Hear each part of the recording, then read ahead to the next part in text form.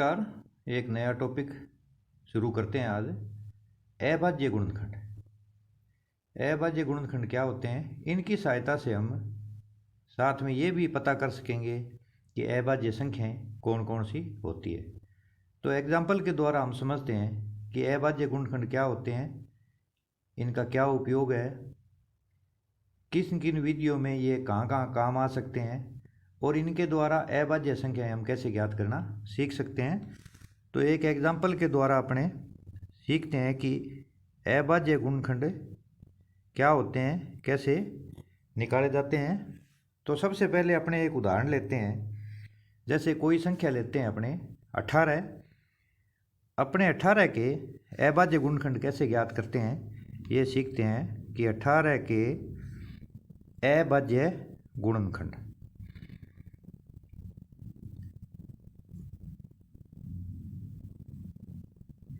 अब 18 के अभाज्य गुणनखंड ज्ञात करने के लिए अपने इस तरह से 18 को लिखते हैं। यहाँ पर सबसे पहले हम भाग देते हैं इसके ऊपर 2 का, तो 2 में 18।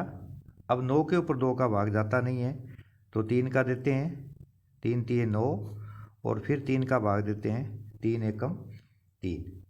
तो यहाँ पर हमें क्या प्राप्त हुआ कि 18 के अभाज्य गुणनखंड हमें प्राप्त हुए 2 इंटू 3 इंटू 3, 3 3 9, 9 दूनी 18। अक्सर हमें क्या है, अभाज्य गुणनखंड है वो इस तरह से ही करने सिखाए जाते हैं, परंतु यहाँ पर हम एक गलती कर देते हैं जिसका हमें आगे जा कर के जब हम महत्तम समावर्तक निकालते हैं, एचसीएफ निकालते हैं, तब हमें दिक्कत आती है। तो यहाँ पर वो गलती हमने नहीं करनी है। किसी भी संख्या के जब हम अभाज्य गुणनखंड करते हैं तो वहाँ पर हमें हर बार 1 से गुणा अवश्य करना होता है, क्योंकि अंत में हमारा 1 बचता है। तो 1 इंटू 2 इंटू 3 इंटू 3 इन सब का हम गुणा करते हैं तो 3 3 9, 9 दूनी 18 और 18 एकम 18 में प्राप्त हो जाता है। और अपने एग्जाम्पल लेते हैं एक कोई, जैसे अपने गुणनखंड निकालना है 48 के गुणनखंड निकालने के लिए अपना तरीका वही है। पहले 2 से भाग देते हैं तो 24 दूनी 48 होते हैं, 2 दूनी 4, 2 चौके 8, फिर 2 का भाग देते हैं, 2 एकम 2, 2 दूनी 4, 12 दूनी 24, फिर 2 का भाग देते हैं, 2 3 6 और फिर 2 का भाग देते हैं तो ये 2 3 6 आगे और फिर 3 पर देते हैं, 3 एकम 3। यहाँ पर अपने मतलब जांच भी कर सकते हैं इसकी। 3 एकम 3, 3 दूनी 6, 6 दूनी 12, 12 दूनी 24, 24 दूनी 48। तो यहाँ पर हमें क्या हुआ, 48 के अभाज्य गुणनखंड प्राप्त हुए। हम इसको लिखेंगे, एक तो लिखना ही लिखना है, फिर अपने क्या है बढ़ते क्रम में इसको लिख सकते हैं अपने। तो 2 इंटू 2 इंटू 2 इंटू 2 इंटू 3। अब अपने इसको गुणा करके देखते हैं तो 3 दूनी 6, 6 दूनी 12, 12 दूनी 24, 24 दूनी 48 और 48 एकम 48। कई बार क्या होता है संख्याएं बड़ी हो जाती है, अगर हमें गुणा करने में कठिनाई हो तो हम उसके टुकड़ों में गुणा करके बाद में गुणा भी कर सकते हैं। जैसे अपने इसको ऐसे गुणा कर लो, 1 दूनी दूनी, 2 दूनी 4, 4 दूनी 8, ये अलग रख लो और 2 3 6 अलग रख लो, फिर 8 का पारा 6 तक 8 जी के 48। तो इस तरह से हमें गुणा है वो कर सकते हैं, बशर्ते कि रकम बड़ी हो। तो एक हमने यहाँ पर अवश्य हर बार है वो साथ में रखना है, क्योंकि इसका मैं आपको बताऊंगा एक का फ़ायदा क्या होता है। कि जैसे अपने यहाँ पर एक एग्जांपल लेता हूँ मैं कि 5 के अभाज्य गुणनखंड करो। अब 5 अभाज्य संख्या है खुद ही, तो इसके अभाज्य गुणनखंड हम करते हैं तो 5 पर 5 का ही भाग जाता है, तो यहाँ हमें 1 प्राप्त होता है। और अगर साथ में मैं कह दूं कि 7 के भी अभाज्य गुणनखंड करो तो 7 पर 7 का भाग जाता है और 1 प्राप्त होता है। अब यहाँ पर 1 लिखने का फ़ायदा हमें क्या होगा, वो हमें फ़ायदा ये होगा कि 5 किसके बराबर आया यहाँ पर, तो 5 आया हमारा 1 गुणा 5 के और 7 किसके बराबर आया, 7 आया 1 गुणा 7 के बराबर। अब इसका हम एलसीएम भी ज्ञात कर सकते हैं और एचसीएफ भी ज्ञात कर सकते हैं। तो मान लिया पहले एचसीएफ ज्ञात करते हैं इसका कि एचसीएफ कितना आएगा। तो एचसीएफ क्या होता है, एचसीएफ में हमें वह संख्या चुननी होती है जो जितने रकमों का एचसीएफ ज्ञात करना है उन सब में वो हो।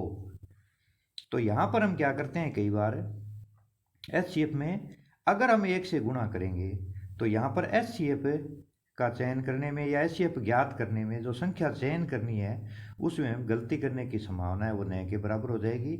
अगर हम इन 5 और 7 का एचसीएफ ज्ञात करते हैं तो इसके अंदर 1 भी है और इसके अंदर भी 1 है, इसमें 7 है इसमें नहीं है, इसमें 5 है इसमें नहीं है। तो यहाँ पर 5 और 7 हमने नहीं लेना, सिर्फ दोनों में 1 है तो हम 1 लेंगे। इसलिए 5 और 7 का एचसीएफ है वो क्या आ जाएगा, 1 आ जाएगा। अगर इसी का हम एलसीएम ज्ञात करते हैं, इन्हीं का हम अगर एलसीएम ज्ञात करें तो क्या करेंगे, इसमें जो सब में है और सारे लेने होते हैं। इसके अंदर 1 है तो 1 भी लेना है हमने, 5 इसमें है तो लेना है चाहे इसमें ना हो, 7 इसमें है तो ये भी लेना है। यानी एलसीएम ज्ञात करने में हमें वो सारे अंक या सारी संख्याएं हैं वो लेनी होती है जो इन सब में 2 रकमें हो या 3 हो, सब में हो। इसके अंदर छांटना नहीं है, एचसीएफ में हमें छंटनी करनी है। तो 1 का उपयोग जैसे मैंने आपको बता दिया कि 1 कहाँ काम देता है। अगर हम 1 से गुणा करेंगे यानी 5 और 7 के फैक्टर 1 गुणा 5 और 1 गुणा 7, और ऊपर भी मैंने आपको बताया कि 1 का उपयोग है वो कहाँ पर आएगा। तो यहाँ पर हमें एचसीएफ निकालने में कोई कठिनाई महसूस नहीं होगी। तो इन दोनों का एचसीएफ है यानी महत्तम समावर्तक 1 आ जाएगा और लघुत्तम समावर्तक इनका 5 7 35 और 35 एकम 35, यानी हमें इसका एलसीएम है वो 35 प्राप्त हो जाएगा और एचसीएफ है वो 1 प्राप्त हो जाएगा। अब यहाँ पर क्या है, ये नियम भी है कि जो अभाज्य संख्याएं होती है उनका एचसीएफ क्या होता है, 1 होता है हमेशा, ये भी ध्यान रखने वाली बात है। अब अपने क्या करते हैं, इसके अंदर एक और एग्जाम्पल लेते हैं अपने छोटा सा, जैसे 30 और 42 कोई संख्या है हमारे पास। एक एग्जाम्पल लेते हैं अपने संख्या 30। तो 30 के अभाज्य गुणनखंड अपने करते हैं तो 2 का भाग दिया 15। यहाँ पर रूल हमें पता होना चाहिए कि 2 का भाग किस पे जाता है और किस पर नहीं जाता है। तो इकाई का अंक अगर 0 2 4 6 8 हो तो उसके ऊपर 2 का भाग जाएगा, अन्यथा नहीं जाएगा। यानी इसमें अपने ये भी ध्यान दे सकते हैं कि जिस संख्या का आधा होता है उसके ऊपर 2 का भाग अवश्य जाता है। अब यहाँ पर क्या है, यहाँ पर इकाई का अंक है वो 0 2 4 6 8 में से नहीं है तो इसके ऊपर 2 का भाग नहीं जाएगा। अब इसके ऊपर किसका भाग जाएगा, तो नियमानुसार 2 के बाद संख्या 3 आती है तो हम 3 का भाग देते हैं, 3 5 15, फिर 5 का देते हैं, 5 एकम 5। और इसी तरह से अपने याद कर लेते हैं इसके 42 के अभाज्य गुणनखंड कितने होते हैं, 42, 2 का भाग दिया, 2 दूनी 4, 2 एकम 2, 21 दूनी 42 होते हैं। अब 21 के ऊपर 2 का भाग नहीं जाता, यानी सीधा सा मतलब है 21 के आधे नहीं होते तो 3 का भाग जाएगा, 3 7 21, फिर 7 का दिया, 7 एकम 7। तो हमें यहाँ पर क्या प्राप्त हुआ, हमें यहाँ पर 30 के अभाज्य गुणनखंड तो हमें ये प्राप्त हुए, 30 बराबर 1 हमने लिखना है गुणा 2 गुणा 3 गुणा 5, यानी 5 दिए 15, 15 दूनी 30, 30 एकम 30। 42 के क्या प्राप्त हुए हमें, ये हुए 1 गुणा 2 गुणा 3 गुणा 7, 7 दिए 21, 21 दूने 42, 42 एकम 42। यानी हमें यहाँ पर हमने इनके फैक्टर कर लिए, 30 और 42 के अभाज्य गुणनखंड हमने बना लिए हैं यहाँ पर। अब हम क्या करेंगे, इनका एचसीएफ ज्ञात करेंगे और साथ में एलसीएम भी ज्ञात करेंगे कि एचसीएफ और एलसीएम इस 30 और 42 का कितना आएगा। तो जैसे मैंने आपको बताया था एचसीएफ के लिए इसके अंदर वो संख्याएं छांटनी है जो अगर 2 रकमों का एचसीएफ है तो दोनों में हो, 3 का है तो तीनों में हो, यहाँ पर कोई कन्फ्यूज़न वाली बात नहीं है। अब हम यहाँ देखते हैं कि 1 इसमें है 1 इसमें भी है तो 1 लिख लेते हैं और यहाँ पर हम देखते हैं 2 इसमें है, 2 इसमें भी है, तो वो भी हम लिख लेते हैं। और यहाँ पर देखेंगे तो 3 इसमें है और 3 इसमें भी है। अब 5 और 7 HCF के लिए हमें नहीं लिखना, क्योंकि इसमें 5 नहीं है और इसमें 7 नहीं है। तो यहाँ पर है 3 दूनी 6 और 6 एकम 6, इसका HCF है, हमें 6 प्राप्त हो जाएगा। अब हम LCM ज्ञात करते हैं। तो LCM में क्या है, हमें सारे लेने होते हैं, तो 1 भी लेना होगा, 2 भी लेना होगा, 3 भी लेना होगा। अगर इसके अंदर 2 दुए हैं तो दोनों लेने पड़ेंगे, इसके अंदर अगर 2 तिये हैं तो दोनों लेने पड़ेंगे। यानी सबसे ज़्यादा कितने हैं, एका है, दुआ है, तिया है, पांचा भी है और साता भी है। यानी एक के फैक्टर हमने देखने हैं। अगर इसमें 1 दुआ है, अगर 2 दुए होते, इसमें 1 होता तो 2 लेते अपने। अगर इसमें 3 बार होता, इसमें चाहे 2 बार होता, तो हम यहाँ पर 3 बार लेते। अब हम यहाँ पर देखेंगे कि एलसीएम के लिए हम मिलान करेंगे तो 1 गुणा 2 गुणा 3 गुणा 5, तो 1 गुणा 2 गुणा 3 गुणा 5, 1 गुणा 2 गुणा 3 गुणा 7, तो 1 गुणा 2 गुणा 3 गुणा 7, ये सब में है। अब इनका हम गुणा कर लेते हैं। तो 3 दूनी 6, 6 पंजे 30 और 30 साते 7 21, 210। तो ये इसका हमें एलसीएम प्राप्त हो गया और ये एचसीएफ प्राप्त हो गया। एचसीएफ क्या होता है कि एचसीएफ का पहाड़ा पढ़ेंगे ना अपने, तो ये दोनों संख्याएं इसके पहाड़े में आएगी। और एलसीएम क्या होता है कि इनका अलग अलग पहाड़ा पढ़ेंगे हम। 30 का पहाड़ा पढ़ूंगा तो इसमें 210 आएगा, और 42 का पहाड़ा पढ़ूंगा तो भी इसमें 210 आएगा। यानी 30 साते 210 इसमें आता है, और 42 का जब मैं पहाड़ा पढ़ता हूँ तो इसके अंदर भी 210 है, वो हमें प्राप्त होगा।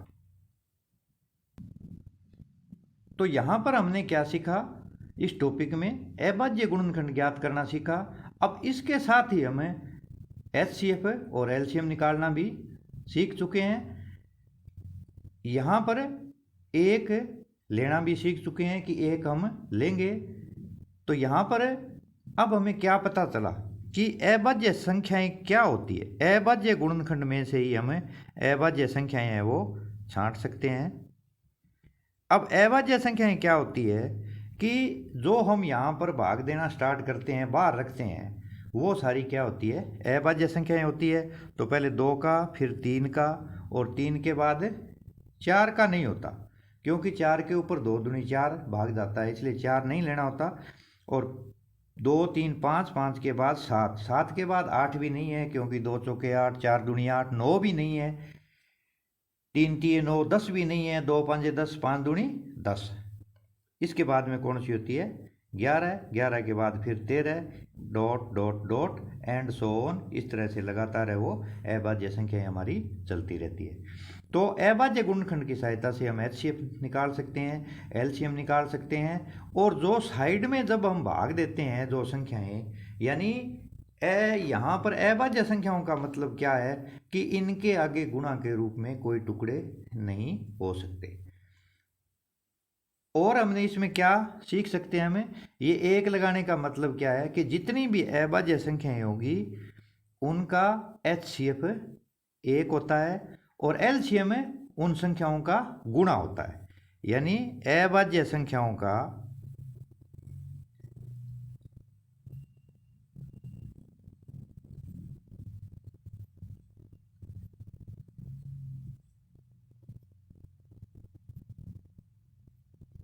एचसीएफ हमेशा 1 होता है। यहाँ पर ये हमारा है वो शॉर्ट ट्रिक भी बन सकती है कि जितनी भी अभाज्य संख्याएं होगी उनका एचसीएफ हमेशा 1 ही रहेगा। और एलसीएम इनका क्या होता है, अभाज्य संख्याओं का एलसीएम उनका गुणा होता है, उनका गुणा होता है।